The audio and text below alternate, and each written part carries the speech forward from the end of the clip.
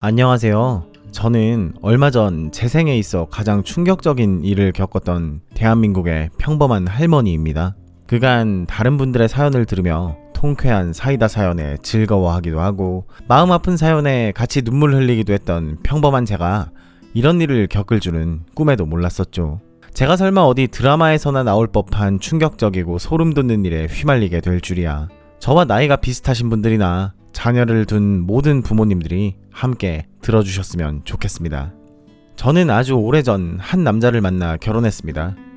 의뢰 옛날 분들이 그렇듯 저와 남편은 꽁냥거리며 연애하다 결혼에 꼴이 난 게 아니라 21살의 어린 나이에 여자는 빨리 시집이나 가서 남편 뒷바라지하고 애 낳고 사는 게 큰 축복이자 행복이라는 주변 어른들의 등살에 못 이겨 맞선 보고 두어 번 만난 다음 바로 결혼까지 하게 되었답니다. 요즘 사람들이 들으면 기겁할 만한 이야기지요. 남편은 저보다 5살 많았던 청년으로 그 당시 동네에 있던 작은 병원에 원무과에 다니고 있었고 살다 보니 저희 남편만큼 다정하고 부지런한 남자가 없더라고요. 맞선을 봐서 결혼했지만 부부 금슬도 꽤 좋아서 아이를 넷이나 낳게 되었고 셋째까지 전부 아들이라 막내는 꼭 딸이 태어났으면 하는 마음에 아이를 출산하였지만 막내마저도 아들이었죠. 전생에 아들을 못 낳아 한이 맺힌 여자였는지 덕분에 시끌벅적한 집안에서 바람 잘 날 없이 북적거리며 지내게 되었습니다. 그러던 어느 날 평생을 할머니 할아버지 될 때까지 행복하게 살자던 남편이 퇴근하고 집에 돌아오던 중 음주운전 차량에 치여 그 자리에서 세상을 떠나게 되었고 부랴부랴 전화를 받고 도착한 병원 영안실에 누워있는 남편을 보며 아직 어렸던 아들들은 뭐가 뭔지 분간이 안 돼. 아빠 왜 누워있어요? 아빠 오늘 어린이날인데 같이 놀러가기로 했잖아요. 아빠 일어나봐요 하며 축 처진 남편의 팔을 흔들고 있었습니다. 저는 그렇게 세상 모르고 제 등에서 곤히 잠만 자고 있던 막내와 아직 아무것도 모르는 아들들과 함께 준비 없이 세상 밖으로 내던져지게 되었죠. 갑작스러운 남편의 죽음을 받아들이지 못한 건 아이들뿐만이 아니었습니다. 천진난만하게 제 손만 꼭 잡고 있던 아들들을 보며 슬픔을 느낄 여유조차 없었죠. 눈앞이 캄캄했습니다. 이제 아이들이 초등학생인데 여자 혼자의 몸으로 어떻게 이 험한 세상을 헤쳐나갈지 너무나도 막막해 눈물이 왈칵 쏟아졌습니다. 하지만 어쩌겠습니까? 이 어린 것들을 책임지려면 제가 가장이 되어야 했고 독해져야만 했습니다. 저는 그날부로 돈벌이가 될 만한 모든 것들을 찾아보기 시작했습니다. 제가 잘할 수 있는 게 뭐가 있는지 곰곰이 생각해보았고 마침 동네에서 친하게 지냈던 옥분이 언니가 최근 서울로 이사가서 부동산을 개업했는데 자기가 맡고 있는 건물들 몇 개의 청소와 관리를 제게 부탁하더군요. 워낙에 어릴 때부터 친했던 언니이기도 하고 최근 남편의 갑작스러운 부고로 인해 오랜만에 장례식장에서 만나 허망하게 앉아만 있던 저의 눈물을 닦아주며 위로해주었던 착한 언니였죠. 언니는 제 사정을 다 알고 있었기에 아이들 등하교 시간이나 제 상황을 배려해 최대한 저의 편의를 봐주었고 저는 그런 언니의 고마운 마음에 부응이라도 하듯 여긴 내 건물이고 내 집이다 라는 마음으로 매일같이 부지런히 건물들을 닦고 또 닦았습니다. 아무 생각 없이 머리를 비우고 청소하고 있을 때만큼은 모든 걸 잊고 마음이 차분해졌었기에 이건 내 천직이고 난 정말 복받은 사람임을 느끼며 매일매일 감사하며 지냈지요. 그러던 어느 날 옥분이 언니가 제게 조심스레 말을 꺼내더라고요. 아이들도 고학년이 되었겠다. 시간적 여유가 있는 듯한데 청소하면서 남는 시간에 나랑 같이 부동산 임장도 다니고 경매 한번 배워볼래? 하면서요. 언니의 입장인 즉슨 몇십 년을 함께 오던 실장이 있었는데 얼마 전 자기 사무실을 낸다며 독립을 하게 되었고 그렇게 반년 전부터 혼자 일을 하기 시작했는데 아무래도 여자 혼자 돌아다니다 보니 경매를 나가거나 할 때 다른 사무실 사람들에게 얕보인 적도 많았고 자기가 수혜받지 않아 실수도 잦아 너무 힘들다고 하더라고요. 그러면서 예전부터 동네에서 소문날 정도로 공부를 잘했으나 여자가 공부는 무슨 공부냐며 국민학교까지밖에 나오지 못한 채 늘 공부에 대해 동경하며 부모님 몰래 독학으로 고등학교까지 졸업한 제가 생각이 났다며 제 손을 꼭 잡고 부탁을 하더라고요.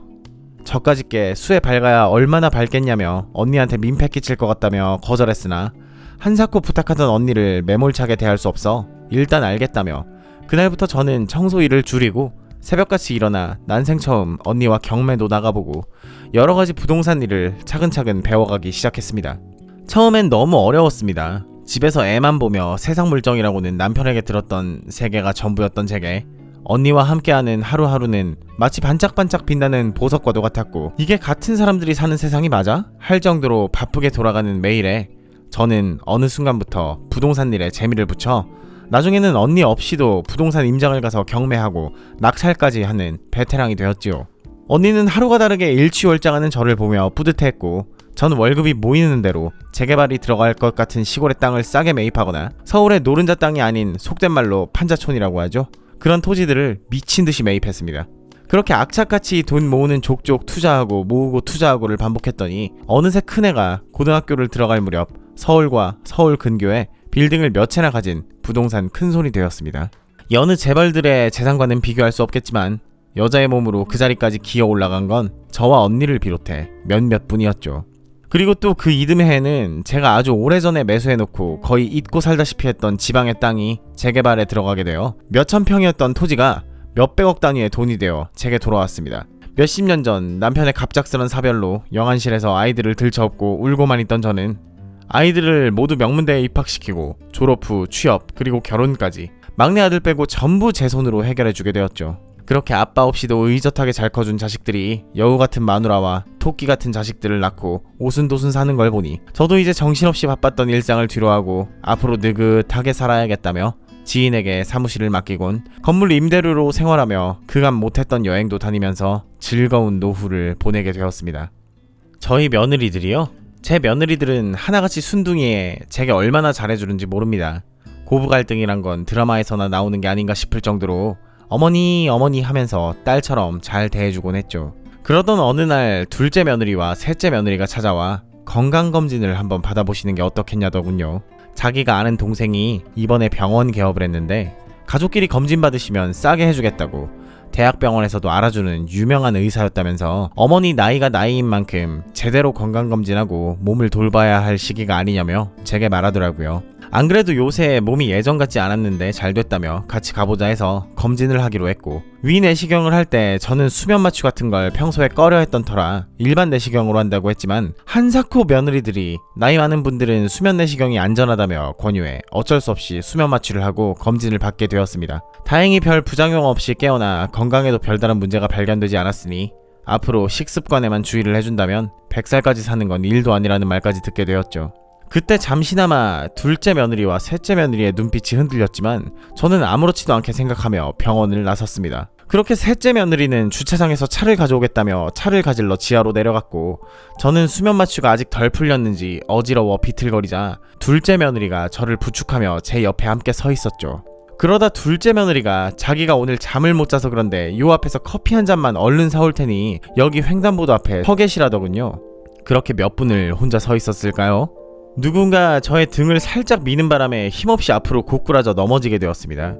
그냥 길에서 넘어진 거면 모르겠는데 제가 서 있던 바로 앞에 8차선의 도로에선 차들이 줄지어 쌩쌩 달리고 있었고 30cm만 더 앞으로 넘어졌더라면 그대로 차에 치일 뻔한 아찔한 상황이 펼쳐졌고, 다행히 인도 쪽으로 몸을 피해 넘어지게 되었죠. 하지만 저는 너무나도 놀란 나머지 손발을 벌벌 떨며 주저앉아 있었습니다. 그때 마침 둘째 며느리가 그 광경을 목격하고서 제게 뛰어와 어머니 괜찮으세요?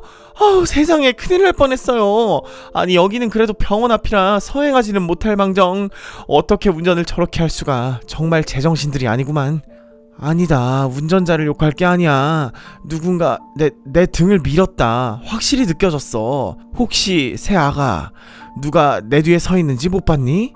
아니요, 누가 밀다니 어머니. 이런 백주대낮에 감히 그런 짓을 누가 하겠어요. 보는 사람이 수백 명인데요. 어머님이 수면 내시경을 생전 처음 하셔서 몸이 적응을 못해 그런가 봐요. 걸으실 수 있겠어요? 자, 얼른 저한테 기대세요. 네가 실수로 날 민 건 아니지? 어머니, 제가 어떻게 그런 행동을 하겠어요? 억울해요. 저를 못 믿으시는 건가요? 제가 옆에서 계속 지켜봤는데 주변엔 아무도 없었고, 보세요, 보는 눈이 이렇게 많은데. 아이고 미안하다. 내가 나이가 들었더니 총기를 잃었나 보다. 의심할 사람이 없어서 너를 의심하다니. 아니에요 어머니, 누구든 저런 놀란 상황에 처하면 의심할 수도 있는 거죠. 그래도 살짝 기분은 나빠요. 제가 얼마나 어머님을 사랑하는데요. 앞으로는 그런 의심은 하지 말아주세요. 알겠죠? 얼른 가자고요. 저기에 차 대놨어요. 하며 돌아가는데 그 순간 일그러지던 며느리의 표정과 커피를 사러 간다던 며느리의 손에 커피는커녕 아무것도 없이 제 뒤에 서 있던 것 같은 착각이 들며 계속 의심이 들었지만 순한 얼굴로 어쩔 줄 몰라 하며 사과하는 모습을 보니 내가 너무 신경이 과민했다며 애써 오늘 일을 묻고 지나갔습니다. 하지만 그 후로도 그런 이상한 일은 몇 번이나 계속되었습니다. 어느 날은 첫째 며느리가 둘째, 셋째랑만 친하게 지내지 마시고 저랑도 목욕탕 가서 서로 등도 밀어주고 바나나 우유도 사먹고 같이 쇼핑하고 오자고 해서 흔쾌히 알았다고 목욕탕에 갔죠. 그날따라 목욕탕 바닥이 너무 미끄럽더라고요.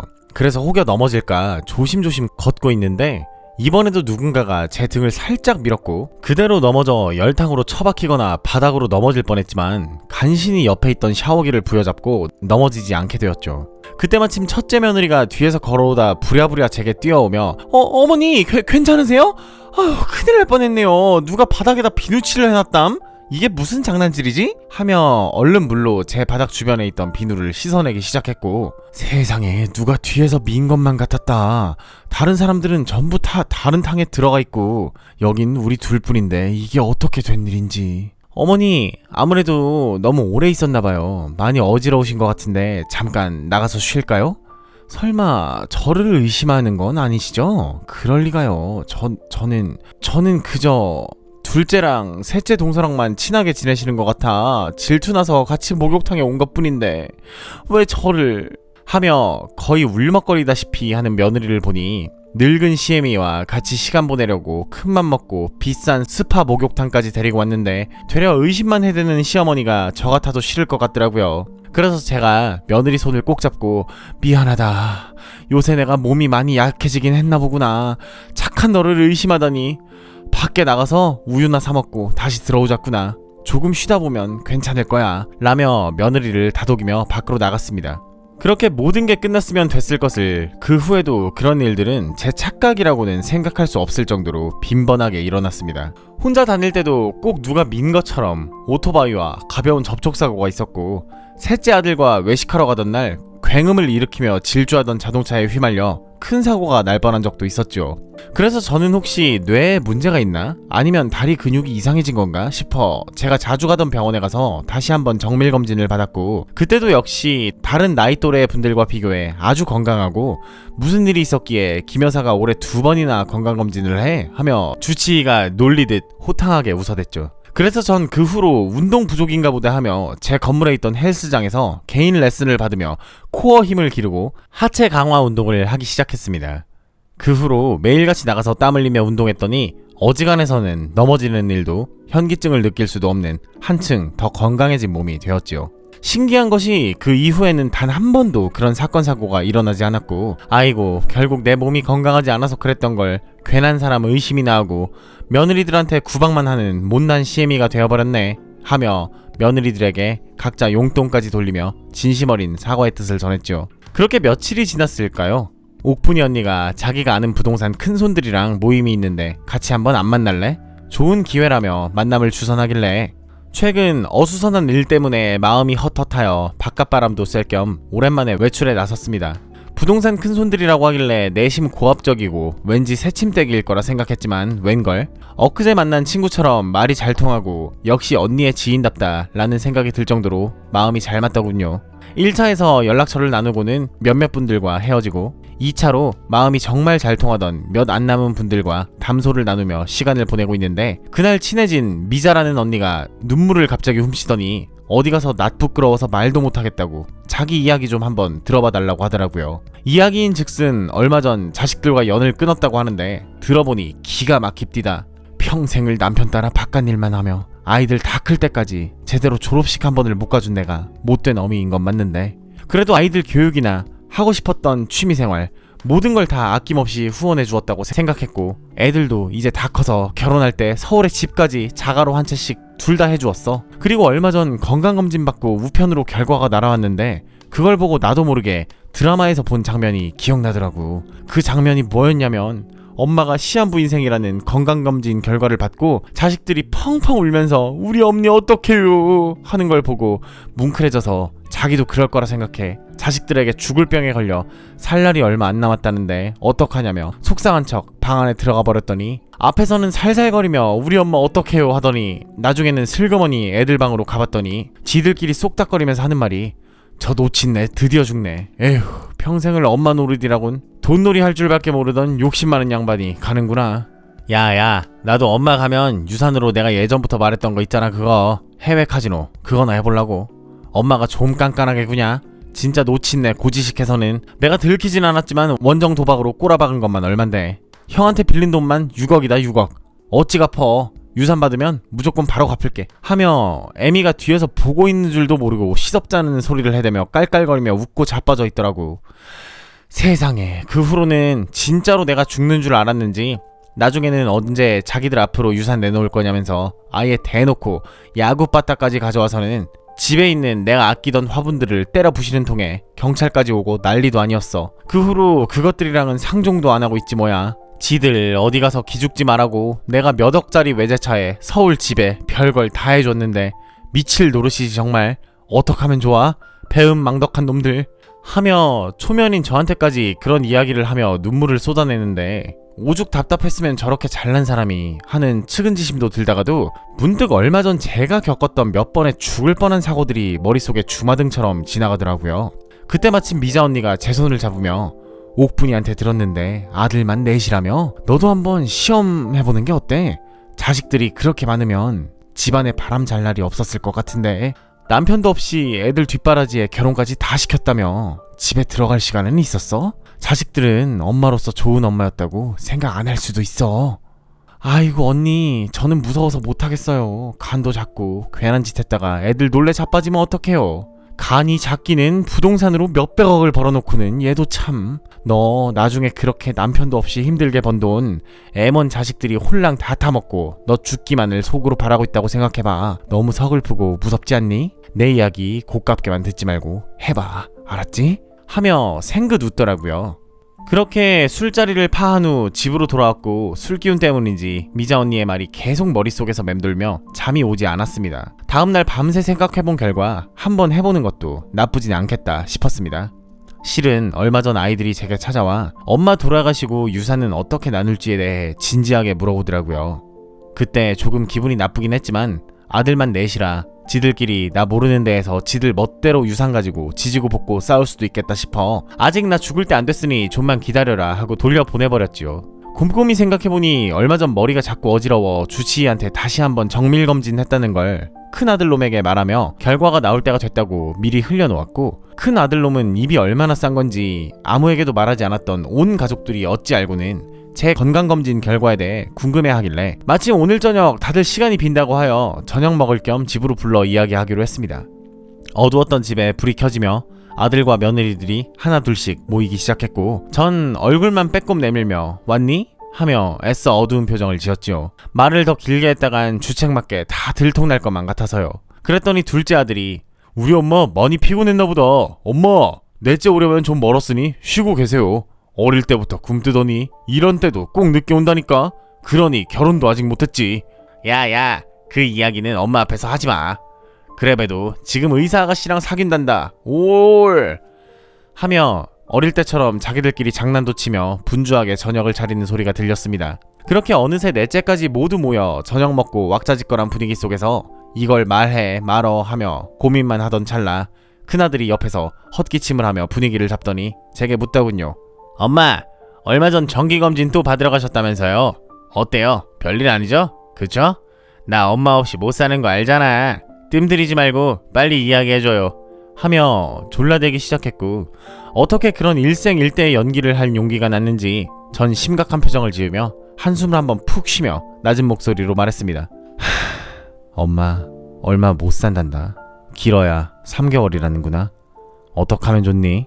우리 넷째 장가가고 손주 낳는 것까지 보고 가야 하는데. 그 순간 집안의 분위기가 무겁게 가라앉았고 그 옆에서 다들 어두운 표정으로 너나 할 것 없이 거짓말, 말도 안 돼 하는 목소리로 웅성거리기 시작했죠. 그리고선 이 말도 안 되는 연기에 쐐기라도 박듯 엄마가 약을 먹었더니 너무 졸리네. 미안하지만 엄마 잘 때까지만 거실에서 있어줄래? 혼자 있으려니 영 마음이 적적하구나 라고 했더니 아들들과 며느리들이 훌쩍거리며 네네 있을게요. 있어야죠. 에휴 우리 착한 어머니 어떡하지? 쉬세요. 무슨 일 있으면 언제든 부르시고요. 하며 일제히 거실로 나갔습니다. 그렇게 1시간이 지났을까요? 끼익하며 안방문을 열고 누군가 들어오는 소리가 들렸고 저는 재빨리 자는 척을 하며 조용히 누워있었죠. 사실 저는 한번 잠에 들면 누가 업어가도 모를 정도로 잠귀가 어둡고 아침에 출근 전 일어날 때마다 알람을 몇 개를 맞춰둘 만큼 잠이 많은 편이라 그걸 알고 있는 누군가가 안방에 들어와 제 가슴에 얼굴을 대더니 진짜 잠에 든 게 맞는지 숨을 쉬고 있는지 확인하더니 쥐 죽은 듯 몰래 나가더라고요. 그렇게 안방에서 한참을 누워있었더니 밖에서 아이들의 말이 조금씩 들려오기 시작했습니다. 야 잠들었어? 확실해? 형 엄마 몰라? 한번 잠들었다 하면 우리가 옆에서 유리를 깨고 난리를 쳐도 모르는 양반이야. 잠든 거 맞아. 라며 말하는 소리가 들려왔고 아무것도 모르는 애들한테 이게 무슨 짓이람? 에휴 장난도 이만하면 됐다 하며 말을 꺼내려고 거실로 나가려던 찰나에 갑자기 누군가가 킥킥거리기 시작했습니다. 웃음이 안 멈춰지네. 야 셋째야 술 좀 더 가져와봐라. 오늘이야말로 기쁨의 날이다. 우리가 축배를 들어야 할 날이라고. 빨리 가져와. 아 형 진짜 나도 오늘만 기다렸다니까? 웬 놈의 놓친 내가 명줄이 저리 긴지. 지난번에 마누라랑 건강검진 받으러 갔을 때 장수를 하니마니 건강하다고 해서 철렁했지 뭐야. 독이라도 타야 하나 걱정하고 있었는데 하늘이 우리를 도와주시는구나. 라며 그 순하디 순한 셋째가 호탕한 웃음을 지으며 이야기를 이어나갔고 거기에 질세라 말도 마요 도련님. 제가 저 냄새나는 년 죽이려고 병원까지 데려가서 위험부담 크다는 수면 내시경까지 사정사정해서 부탁했는데 멀쩡히 깨어나더라고요. 아주 뉴스에서는 무슨 마취가 잘못돼서 큰일 난 사람들도 천지인데 저건 진짜 명줄도 길지. 저승사자한테 어지간히 사랑받는가봐. 그 후에 병원 앞 8차선 도로 있죠? 맨날 사람들 술 처먹고 200km로 달리는데 얼마 전 거기서 뺑소니로 또 누구 한 명 죽었거든요. 거기서 확 밀어버렸는데도 안 죽더라고. 진짜 어지간해. 그쵸? 어머 동서 난 목욕탕에서 일부러 아무도 없는 시간에 가서 힘들게 온 바닥에 비누칠까지 해놓고 밀어버렸는데 그걸 살더라니까. 진짜 징하다 징해. 돌아가신 시아버지 뵙고 싶은 마음도 안 드시나봐. 나 같으면 우리 남편 죽으면 나도 따라갈 텐데. 에휴 니가 퍽이나 나 죽으면 따라오겠다. 내 보험금이나 다 타가서 사치나 부리겠지 뭐. 하며 깔깔거리며 박장대소를 하기 시작했고 저는 중간부터 무슨 정신이었는진 몰라도 그런 역겹고 추잡한 이야기를 들으면서 부들부들 떨리는 두 손을 간신히 부여잡고 핸드폰으로 녹음을 하기 시작했습니다. 그래도 잘됐죠 뭐. 저 놓친네 건강 챙김답시고 최근에 헬스장까지 다니고 삼시세끼를 아주 식단까지 짜서 처먹고 건강 보조제까지 다 처먹는 거 보니 어지간히 우리한테 유산 물려주기가 싫은가봐요. 추잡해. 하여간 죽을 때가 됐으면 죽는 거지. 그렇게까지 해서 연명해야 하나? 어차피 죽으면 다 물려주실 거 그치 않아요 도련님? 아무리 그래도 너무 그러지를 마요. 다들 진짜 엄마가 죽기만을 바라는 사람들처럼 왜 그래? 라며 어릴 때부터 순박하고 수더분해서 형들한테 이용만 당하며 아직까지도 결혼 못했다는 이유로 형들에게 덜 떨어진 취급을 받던 막내 아들이 그 짐승 같은 무리 중에서 땀을 뻘뻘 흘리며 말 한마디 꺼내더라고요. 야 확씨 술맛 떨어지게 너도 개소리 짓거릴래? 그렇게 엄마 생각하는 놈이 최근에 토토로 3억을 말아 처먹어? 야 이 거지 같은 새끼야. 이번에도 엄마 안 뒤지면 네 차례다 이 새끼야. 너 계속 그래봐. 안 그럼 유산 받아서 너만 안 줄 거야. 어디서 형들이랑 형수들이 더러운 꼴 보면서 고생만 하는데 지만 쏙 빠져서 이제 와서 착한 척이야? 뒤지게 쳐맞고 싶지? 아니 나는 유산 안 받는다는 말은 안 했는데 할게 도와줄게. 미안. 유산 챙겨줘. 나도 나 이번에 생긴 3억 말고도 지난번에 도박에 또 2억 꼬라박아서 지금 난리 났단 말이야. 형들 부탁해. 헤헤. 에휴 비응신 같은 놈. 알았으니 짜져 있어. 3개월 안에 엄마 안 뒤지면 알지? 엄마 차 기계부품 몇 개 빼놔. 아무도 모르게. 아님 기름이라도 3개 만들어 놓든가. 하며 제가 뒤에서 쳐다보고 있는지도 모른 채 부어라 마셔라 하고 있었고 어두컴컴한 안방에서 보고 있는 걸 셋째 며느리가 보더니 그제서야 기겁 팔색을 하고선 거실 떠나가라. 이제 가면 언제 오나 하며 술에 취해 말 같지도 않은 노래를 부르던 셋째 아들의 옆구리를 쿡쿡 찌르며 어머니 안 주무셨어요? 라고 어디 귀신이라도 본 것처럼 말을 하더군요. 그러자 잔치집에 온 것 마냥 술을 처먹으며 웃던 자식 새끼들의 뒷모습이 일제히 굳어버리더니 마치 로봇처럼 고개를 돌리며 아니 엄마 어서 같이 먹어요. 이거 마누라가 방금 만든 건데 맛있어. 엄마 주무시는 것 같아서 일부러 안 깨웠는데 얼른 이리 오세요. 상석으로 와야지 우리 엄마가 주인공인데 하며 큰아들은 천연덕스럽게 제 어깨를 감싸 안았고 저는 차갑게 손을 뿌리치며 한마디 했습니다. 방금까지 낳고 뒤진다면서 박장대소에 깔깔거리며 술 처먹으면서 좋다고 난리들 치더니 누가 보면 이미 송장 치르고 시체가 안방에 누워있는 줄 알겠다. 이런 것들도 자식 새끼라고 넷이나 낳고 미역국을 처먹은 내가 머저리지. 어디 한번 더 해봐. 애미 앞에서 아까 하던 거 마저 해보라고 라고 말하자 모두 찍소리를 못하며 얼굴이 새파래지더니 큰아들과 큰며느리가 기다렸다는 듯 제 앞으로 달려와 무릎을 꿇으며 엄마 그게 아니고 미안해요. 우리가 철이 없어서 그랬어.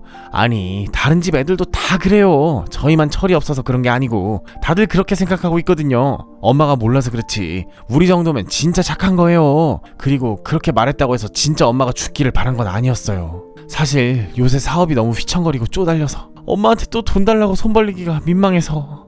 민망 2번만 했다간 이 애미를 그 자리에서 죽이겠구나. 너한테 들어간 사업 자금만 자그마치 몇십억이다. 둘째, 셋째한텐 그 정도로 들어가지도 않았어. 그런데 그게 휘청거리고 쪼달려? 회사에 있는 돈 전부 네 뒷주머니로 들어가서 나 모르게 탈세하고 직원들 월급 횡령해 이상한 데다가 갖다 바치고 있는 걸 내가 모를 줄 알아? 네 애미가 그렇게 등신같이 보이디? 그러면서 뭐? 손 벌리기가 민망해? 터진 주둥이라고 잘만 짓거리는구나 라고 소리 질렀더니 그 순하기만 했던 넷째 아들이 갑자기 발작하듯 벌떡 일어나 아니 큰형 우리한테는 엄마한테 돈 한 푼 안 받고 자기 혼자 자수성 간 것처럼 굴어놓고 몇십억이나 몰래 받았단 말이야? 그래놓고 유산으로 자기가 제일 많이 받을 거라는 말을 해? 형이 사람이야? 그러니까 엄마 죽인다는 소리를 아무렇지도 않게 내뱉는 거지. 너무한다 너무해. 야 이 새끼야 내가 장남이니까 그 정도 받는 건 당연한 거지. 그러자 평소 첫째랑 붙어먹었던 둘째 아들 왈 아니 이건 명백히 엄마가 잘못한 거지. 엄마 이왕 이렇게 된 거 솔직해집시다. 우리가 엄마한테 받기만 하고 산 거 아니잖아. 아 물론 사업자금으로 얼마 받긴 했는데 그래봤자 고작 몇 억이고 엄마 재산에 비하면 아무것도 아니잖아요. 편부 가정에서 엄마 사랑 못 받고 우리가 잘나서 명문대 입학해서 사업으로 성공해서 이만큼 잘 된 거지. 안 그래요? 다른 집 자식들은 아직까지도 정신 못 차리고 술이나 처먹고 살잖아요. 말은 똑바로 하자고요. 그리고 엄마 그 정도로 늙었으면 이제 엄마 몫으로 조금만 남겨두고 아들들한테 좀 물려주세요. 저승까지 돈 쥐고 있다 가시려고 그래요? 이참에 지금이라도 공평하게 나눠주시고 앞으로 평범한 할머니로 사세요 좀. 오죽했으면 저희가 이러겠어요. 네? 라고 말하자마자 다른 아들들과 며느리 내외는 그 말이 정답이라는 듯 맞장구를 치며 고개를 끄덕였고 그런 한심에 빠진 모습들을 보니 내가 자식 농사를 잘못 지어도 단단히 잘못 지었단 생각이 들며 니들이 사람 새끼들이냐? 평생을 애미 치마폭에 쌓여 남들은 학자금 대출이니 집 대출이니 뭐니 하면서 빚에 허덕이며 얼마 안 되는 월급 쪽에서 빚만 갚으며 사는 사람들이 태반인데 애미가 준 돈으로 용돈 쓰고 평범한 사람들은 꿈도 못 꾸는 대치동 학원가에서 고액과외 받아 명문대까지 들어가서 그 학비도 다 대주고 결혼해서 서울의 집에 사업자금까지 대줄 땐 입 꾹 닫고 감사하다며 알랑방구 끼더니 이제 다 크고 나니 니네들이 잘나서 저절로 잘된 줄 알고 애미를 뒷방 늙은이 취급하면서 죽이려고 들어? 라며 아들과 며느리들이 처먹고 있던 술상을 발로 차 넘어뜨린 다음 얼굴에 음식들을 집어 던지면서 오늘부로 니들이랑은 연 끊는다. 다신 볼 생각하지 마라. 유산? 유산 같은 소리 하네. 꺼져라. 꼴도 보기 싫으니까. 니네들 썩은 내가 집안에 진동을 하는구나. 아니 엄마 꺼질게요. 꺼질게. 대신 유산 좀 빨리 물려주세요. 그럼 죽으라고 고사 안 지낼게.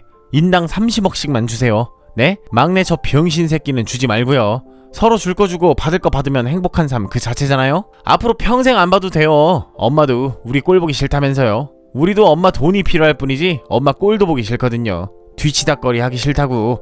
라고 큰아들은 소리를 질렀고 유산? 유산이라? 돈 달라고? 그래 알았다. 일단 돌아가라. 하며 냉정히 이야기하자 아들들은 기다렸다는 듯 제가 난장판 피우며 어질러놨던 집안을 먼지 한 톨 없이 다 치우고서는 해맑은 표정을 지으며 엄마 돈 준다고 했어요. 약속이야. 집 다 치워놨어요. 엄마도 나이도 있는데 이제 성질 좀 죽이고 살아요. 우리같이 순한 아들들 아니었음 이미 집안 뒤집어지고 난리 났을 거예요. 아무튼 돈 주실 때 연락 주세요. 저희는 이만 갈게요. 하며 우르르 몰려나갔고 허겁지겁 나가는 파렴치한 저것들의 모습을 보니 오히려 머리가 맑아지며 제가 앞으로 무엇을 해야 할지 명확하게 판단이 섰습니다. 이것들이랑은 평생 연을 끊고 살아야겠다. 저 짐승 같은 놈들은 오늘부터 내 자식이 아니다 라는 생각이 퍼뜩 들며 여느 때보다 냉정하고 침착하게 제가 해야 할 일을 하기 시작했죠. 저는 바로 제 담당 변호사에게 전화를 걸어 미리 써두었던 유언장을 고쳤고 제가 녹음해둔 걸 토대로 살인미수, 과실치사 등의 혐의로 아들들에게 고소장을 보내버렸습니다. 며칠 뒤 그 고소장을 받은 아들들은 어이가 없었다는 듯 제게 또 한바탕 푸닥거리 하려고 4명이서 쪼르르 사무실로 찾아왔더군요. 그런 김에 유산 이야기도 할 심산이었겠죠. 솔직히 마음 먹고 찾아온 장정 넷을 백발 할머니인 제가 어떻게 감당이 되겠습니까? 저도 저 나름대로 생각하고 심부름센터에서 사람을 고용해 제 뒤에 세워놓았습니다. 일이 잘못돼서 제가 죽어버리면 제 아들들만 신날 일 아니겠어요? 씩씩거리며 사무실 문을 쾅 하고 발로 차며 들어온 기세는 어디 가고 제 뒤에 서 있는 어깨 형님들을 보더니 큰아들과 셋째 아들은 갑자기 헛기침을 하며 조용히 소파에 앉더니 조근조근 말을 이어나가기 시작했습니다. 아니 엄마 1억이에요? 아들한테 어떻게 이러실 수가 있어. 우리 회사 주주들한테 사업에서 손 떼라고 주식 다 팔으라고 했다면서요. 그것 때문에 투자자들이 사업 자금을 거의 다 빼버렸다고요. 기어코 아들들 망하는 꼴이 보고 싶어서 그러세요? 막내는 그러는 통에 의사 여자친구한테 차이기까지 하고 지금 회사 꼴이 말이 아니에요. 그것도 모자라 거래처까지 갑자기 끊어버리시다뇨. 너무하잖아요. 당장 돈 나올 구멍을 다 막아버리면 저희 회사 직원들은 또 어떡하고요? 에? 고작 그 정도로 무너질 회사라면 결국 이 어미의 도움 없이는 아무것도 못하는 소꿉놀이 장난질이었구나. 거래처? 그래, 그 거래처 분들 내가 예전부터 알고 지내온 오랜 지인들이지. 내가 빼라고 했다. 거기 곧 회사 상장 폐지할 거니까 알아서들 자금들 빼시라고. 니들이 입으로 짓거렸던 잘난 니들이 해낸 건 아무것도 없는 회사였구나. 내가 지난번에 말했지? 너희랑 연 끊을 거라고. 꼴도 보기 싫으니 나가거라. 잘난 니들끼리 형님 아우 하면서 나한테 한 것처럼 서로 죽이니 많이 하면서 한번 해보라고 라고 눈 하나 깜짝 않고 통보했고, 그 이야기를 듣자마자 이성을 잃은 셋째가 갑자기 소리를 지르며 저건 애미도 아니야! 죽여버릴 거야! 죽어! 하며 저에게 돌진했지만 제 옆에 있던 경호원들이 어디 뻘로 있던가요? 그 자리에서 셋째 아들의 손을 무자비하게 비틀어 꺾어버린 다음 위에 올라타 사모님 어떻게 할까요? 이 자리에서 그냥 확 세상 하직하게 할까요? 라고 한마디 했더니 그걸 본 아들들은 쥐죽은 듯 조용해지며 사시나무 떨듯 그 장면을 바라보기만 하고 있었습니다. 일단 기다려봐요. 내 이야기 아직 안 끝났으니까. 봤지? 난 이제 너희들 아들로 생각 안 한다. 니들은 내가 죽을 때까지 내 몸에 평생 손 하나 까딱할 수 없을 거고 나한테 더 이상의 이의제기를 하지도 못해. 왜? 내가 못하게 할 거거든. 니들이 착각하는 게 밖에 나가면 니들은 나랑 말도 못 섞는다. 이 어미가 평생을 니들 뒷바라지만 했더니 호구천치로 보이나 본데 생각 잘하렴. 그리고 유산?